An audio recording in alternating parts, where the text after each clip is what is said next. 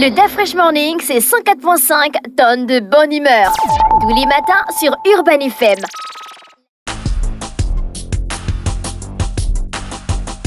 Vous êtes sur les 104.5 Urban FM, la station urbaine, et vous écoutez le DaFresh Morning. On est avec Mosley. Mosley, rebonjour. Rebonjour DaFresh. Pourquoi tu poses toujours les gens les questions comme s'il y avait un problème? Quel problème? Ah, tu as posé les gens, les invités, les questions, on dit qu'il y avait les problèmes. Ok. Oh non, Mosley. Ce sont des questions normales. Alors, le CTRI a sorti un communiqué pour imposer la levée et la descente des couleurs dans les établissements. Oui. Tu as écouté ça? Oui, j'ai écouté, je crois, le communiqué numéro 19. Ouais, si je ne me trompe pas. Donc voilà, ce communiqué, je crois qu'il devrait être la bienvenue pour l'ensemble des Gabonais, dans la mesure où on a souvent eu dans ce pays à déplorer le fait qu'il n'y avait pas un travail qui était fait pour contraindre les gens à prendre connaissance ou du moins à marquer leur différence vis-à-vis des symboles de notre pays. Et la décision de pouvoir en faire une obligation en ce qui concerne la levée des couleurs dans les établissements est un point important, parce que si on veut éduquer une population, il faut aller commencer là où on apprend à aimer la République, notamment à l'école. Ouais. Parce que l'école, c'est la religion de l'État. Donc à ce moment-là, c'est à l'école qu'on doit... L'école, c'est la religion de l'État. Oui. C'est un grand truc, hein? Je sais pas. Note. Note déjà. Donc, c'est à l'école qu'on doit commencer à enseigner les bases de l'éducation civique, si on veut. Et d'ailleurs, moi, en tant qu'enseignant d'histoire, je me réjouis de ce que ça soit... ça ait été décidé par le président de la transition, dans la mesure où, il y a quelques années encore, lorsque je m'investissais à pouvoir enseigner aux élèves l'hymne national et de les amener à chanter l'hymne national dans la cour, souvent on recevait les railleries. Parce que les gens se demandaient pourquoi pour beaucoup, c'était de la maltraitance, envoyer des enfants à la cour alors que moi je suis perché pour gérer le chant et peut-être la discipline dans les rangs. Mais aujourd'hui, je crois qu'en devenant une obligation, ça va amener plus d'un Gabonais, plus de jeunes, plus de personnes à pouvoir prendre conscience de la nécessité qu'il y a aujourd'hui à pouvoir réellement, on va dire, s'approprier ce qui fait les fondements, du moins ce qui est au fondement de notre pays. Le drapeau gabonais, c'est ce qui nous distingue lorsque nous sommes à l'international. Et je m'étonne souvent, je m'étonnais souvent de ce que, quand on regarde un certain nombre de personnes, lorsqu'il y a une manifestation X ou Y, parce qu'on réclame dans la rue, ou on est quelque part, ou une manifestation sportive, nous tous, on avait souvent cette habitude-là de nous revêtir soit de peinture aux couleurs du Gabon ou du drapeau gabonais. Mais quand il y a des matchs là, tu vois tout le monde. Tout le monde. Mais malheureusement, cette différence n'allait pas dans ce qui était essentiel quand on parle de l'État. Donc à ce moment-là, commencer à enseigner, du moins à exiger qu'il y ait la levée des couleurs au niveau des écoles au Gabon, ça va créer un environnement où les enfants vont prendre conscience de la valeur de la République. Ils vont avoir en mémoire la République, parce que le drapeau incarne l'État. Et l'État, c'est nous, c'est chacun d'entre nous. Et ne pas faire différence à l'État ou ne pas respecter la levée des couleurs, à un moment donné, on devrait peut-être ne plus nous estimer être citoyens gabonais. Donc, à partir de là, il est important aujourd'hui que les établissements ou les chefs d'établissement prennent conscience de la directive qui a été donnée par les autorités du CTRI, et que les enseignants, que je sais souvent frondeurs, parce que l'enseignant, pour lui aujourd'hui, c'est d'aller en classe, donner des enseignements et rentrer chez soi. Et qu'on lui dise qu'il va perdre 30 minutes pour pouvoir permettre à ce qu'il y ait la levée des couleurs, c'est lui, c'est son temps. Voilà, c'est son temps qu'on prend. Maintenant, il faudra, il est nécessaire qu'on arrive à une situation où déjà les directeurs d'académie, d'abord le ministère de l'Éducation nationale, les directeurs d'académie, les chefs d'établissement amènent les enseignants à adhérer pleinement à cet exercice. Parce qu'il ne s'agit pas simplement de vouloir le changement. Je pense que l'essor vers la félicité que nous entendons à chaque fin de communication ou de discours des autorités de la transition, si nous voulons participer à cet essor vers la félicité, ça commence par là, par ces petits actes dits patriotiques. Et ce sont l'ensemble de ces actes qui vont nous conduire à aller vers le patriotisme qui est un amour prononcé pour son pays. Je n'ai pas dit chauvinisme, mais un amour prononcé pour son pays. C'est pas qu'on n'aime pas les autres pays, mais simplement qu'on accorde une valeur supérieure à notre pays d'appartenance d'abord, avant de pouvoir recevoir l'ensemble du monde entier. Donc à partir de là, il faut qu'on amène les enseignants à adhérer pleinement à cette initiative pour permettre à ce qu'il y ait une certaine gestion fluide, pour qu'on n'arrive pas à des situations conflictuelles entre les chefs d'établissement et les enseignants, parce que souvent, ça arrive lorsqu'on on nous demande d'exécuter un ordre direct qui a été donné par la hiérarchie. Parfois, certains n'adhèrent pas. Mais là, il s'agit ici d'enseigner le respect des symboles de la République à nos jeunes. Toi, tu avais un bouquin sur les symboles de la République. Oui. Où en es-tu? Tu étais pris dans J'ai le problème de tous ceux qui ont la possibilité d'écrire un certain nombre de choses. Après, il faut publier. La publication coûtière. Bah non, il y a des nouveaux mécanismes de publication avec un service proposé par Omer Ntougou. Oui, mais j'ai vu le grand. Jusque-là, j'ai pas de retour. J'attends, j'ai même envoyé. Les opposants veulent que le président des chambres démissionne. C'est quoi le problème? Oui, ce qui se passe, c'est qu'aujourd'hui, on est dans une situation où, évidemment, ça va dans tous les sens. Parce que j'ai envie de croire que on est face à une situation où, en période de transition ou en période de restitution des institutions, de restauration des institutions, et bien qu'on soit tenté par le populisme, chacun voudrait exister, quitte à pouvoir aller titiller là où on ne devrait pas, même à pouvoir être dans un esprit qui peut-être ne rentre pas dans le moule qu'on voudrait actuel. Et ce qui se passe, c'est que depuis la nomination du Parlement, il y a quand même des remous, parce qu'il y a un certain nombre d'acteurs, aussi bien politiques que du monde de la justice, qui ont d'abord initié des recours auprès de la Cour constitutionnelle, demandant à ce qu'il y ait la suspension de ces nominations au niveau de l'Assemblée pour vice de procédure. La première des choses qu'on reproche, c'est qu'il n'y a pas eu de promulgation officielle de la charte révisée en congrès par les bureaux du Parlement, parce qu'il faut savoir que le 8 octobre, les deux chambres du Parlement, notamment leurs bureaux, se sont retrouvés en congrès pour pouvoir réviser un certain nombre de points inscrits dans la charte et qui, finalement, le lendemain, les populations ont fini par constater qu'il y avait les nominations dans le journal L'Union. Mais ce qui se passe, c'est que pour beaucoup, il y a eu une violation. La première des violations pour les juristes qui ont amené l'affaire, notamment un certain nombre d'acteurs politiques aussi, notamment Moukani et Ouangou, eh bien, ils estiment que la procédure n'a pas été respectée. Pour les acteurs politiques de l'opposition dont tu parles on a pu voir sur la vidéo tout ce qu'on connaît, en l'occurrence l'ancien vice-président Manganga Moussavou, Bonaventure Ndingou Mafumbi et bien d'autres. Et le porte-parole Bonaventure Ndingou Mafumbi fait savoir que ce qui a été mis en exergue pour procéder à la nomination ne correspond pas à l'esprit même de la charte, ici d'un certain nombre d'articles que j'en oublie, dont l'article 46. Et dès cet instant, à partir du moment où il n'y a pas eu de concertation entre les différents acteurs, comme c'est prévu dans l'esprit de la charte, il estime qu'aujourd'hui, ces nominations-là mériteraient qu'on s'y arrête un instant et qu'on décide de ne pas poursuivre dans la logique qui a été, qui a été arrêtée pour le choix de X ou Y pour être au Parlement. Et en plus, il estime qu'une part belle, ils estiment qu'une part belle a été faite au Parti démocratique gabonais et à ses alliés.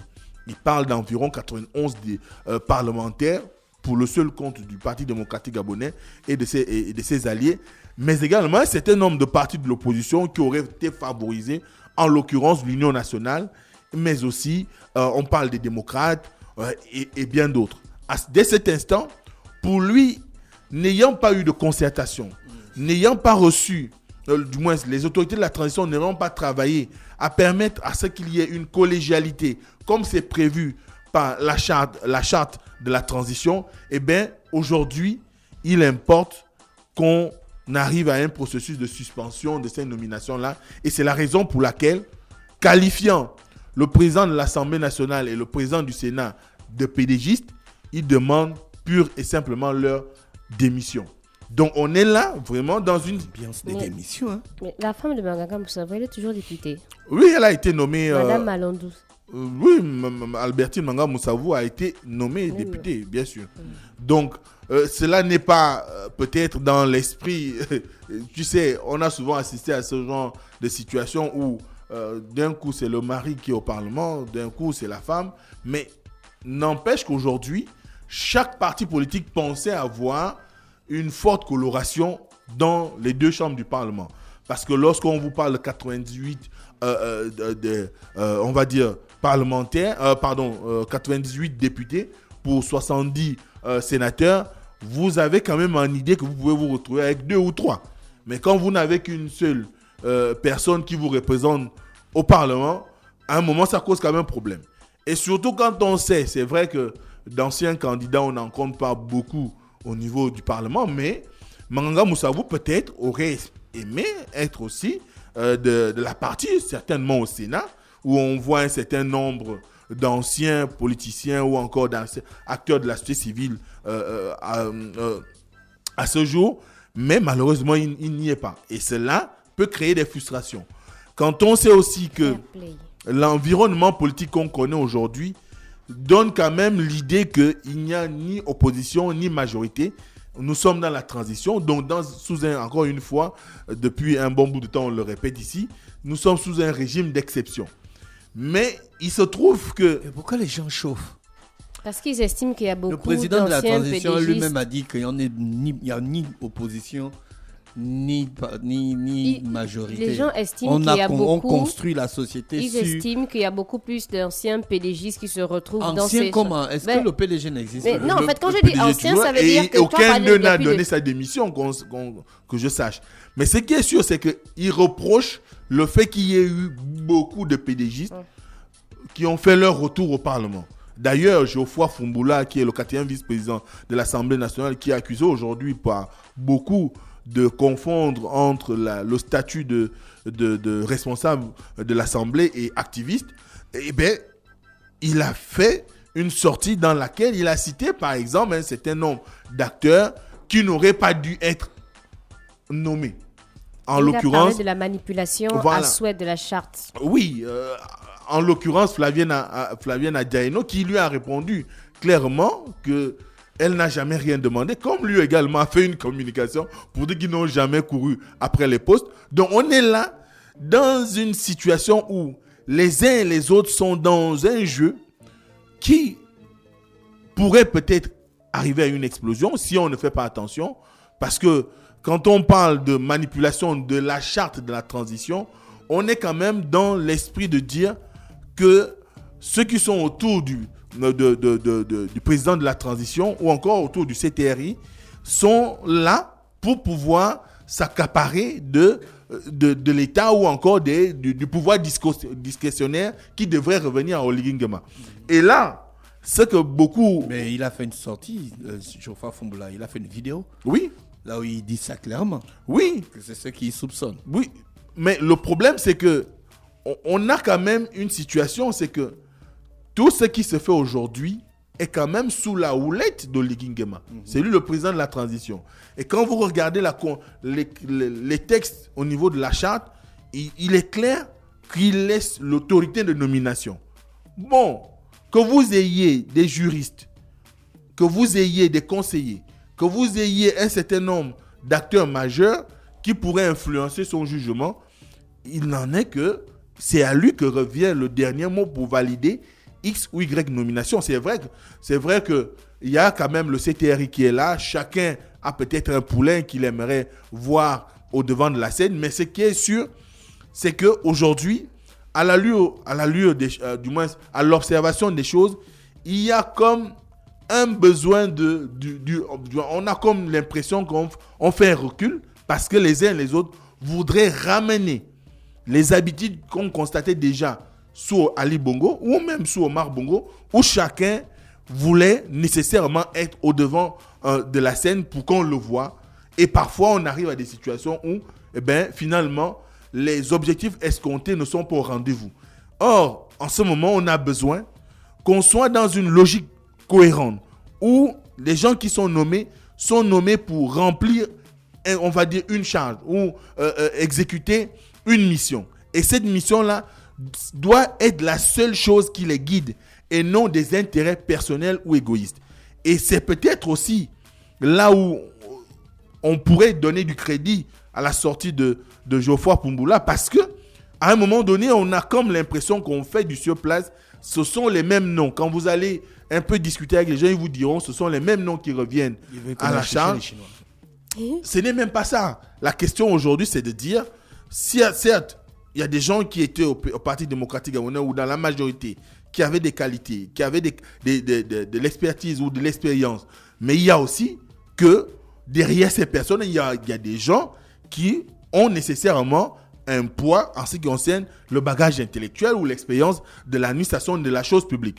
Donc, à un moment, il va falloir qu'on leur donne aussi la possibilité de démontrer ce qu'ils savent faire. C'est ce qu'on appelle la circulation des élites politiques. Comment se fait-il qu'ailleurs, il y a cette circulation-là et nous, on a comme l'impression que l'ascenseur dans la promotion politique est pratiquement, on va dire, en situation de sclérose. On ne sait pas. On a comme l'impression que s'il n'y a pas un nom X, l'État ne pourra pas fonctionner normalement. Donc à ce moment-là, c'est ce qui fait sortir tout le monde du bois. C'est ce qui amène les uns et les autres à s'exprimer. Quand vous avez même des gens qui, parce que je l'ai entendu de la bouche d'un acteur hier encore, qui me disait, mais vous avez même des gens qui sont allés aux élections dernièrement, même si il y a eu le coup d'État, mais on se rappellera qu'ils ont été battus officiellement. Ouais. Mais ils sont quand même à l'Assemblée. Il y a des gens qui, au fond, quand on regarde un tout petit peu, n'ont eu aucun passé d'envergure ou n'ont eu aucun impact réel dans la vie des Gabonais et peut-être même dans leur circonscription, qui se retrouvent à l'Assemblée ou au Sénat. Même au sein de leur formation politique, on ne les reconnaît pas nécessairement. Mais ce qui est sûr, c'est que le Parlement tel qu'il est fait aujourd'hui, il va y avoir nécessairement un clash entre les acteurs politiques eux-mêmes d'abord, puis les acteurs politiques et la société civile. Parce que aucun des membres de la société civile aujourd'hui ne se retrouve dans les nominations qui sont faites dans le camp des acteurs politiques. Beaucoup auraient souhaité qu'ils soient éliminés de la course, notamment ceux qui ont été là 14 ans durant, ceux qui ont plus de 3-4, qui ont eu 3-4 mandats à l'Assemblée nationale ou qui ont dirigé des municipalités dans notre pays et qui ont participé, selon leur dire, à la situation qu'on connaît au Gabon aujourd'hui. Donc, il faut comprendre que c'est une cristallisation. Et c'est d'autant plus important que chacun dise ce qu'il pense, puisqu'il y a eu la libération de la parole, mais qu'on sache que nous sommes dans un régime d'exception. Un régime d'exception sous-entend qu'il y a un certain nombre de choses qui peuvent être faites qui en temps normal ne seront pas faites. Qui en temps normal ne peuvent pas être pensées même lorsqu'il y a le cours normal de l'organisation de l'État. Donc, à ce moment-là, les opposants qui demandent la démission ou la tête de Paulette Missambo et de Jean-François Ndungu, je pense qu'ils sont simplement dans une surenchère qui voudraient qu'ils eux aussi puissent participer à la transition actuelle à travers le poids politique qui est le leur, mais également en bénéficiant de certains strapontins, comme on le dit, ou de certains postes pour pouvoir pleinement se retrouver dans ce qui est fait aujourd'hui. Donc, c'est beaucoup plus dans l'esprit d'un mécontentement qu'autre chose. Maintenant, après, il faudra que le président de la transition soit en mesure de pouvoir peut-être réindiquer le cap à suivre pour qu'on n'aille pas dans tous les sens, pour que les gens ne soient pas tentés par le populisme au moment où nous parlons de la restauration des institutions. Merci Mosley. Merci, même si le chemin était long, mais on est quand même arrivé. Voici l'horoscope des auditeurs. On se dit bye bye, on se retrouve demain, là, ce sera exactement 7h. Cher auditeur, le DAF Fresh Morning, c'est 104.5 tonnes de bonne humeur. Tous les matins sur Urban FM.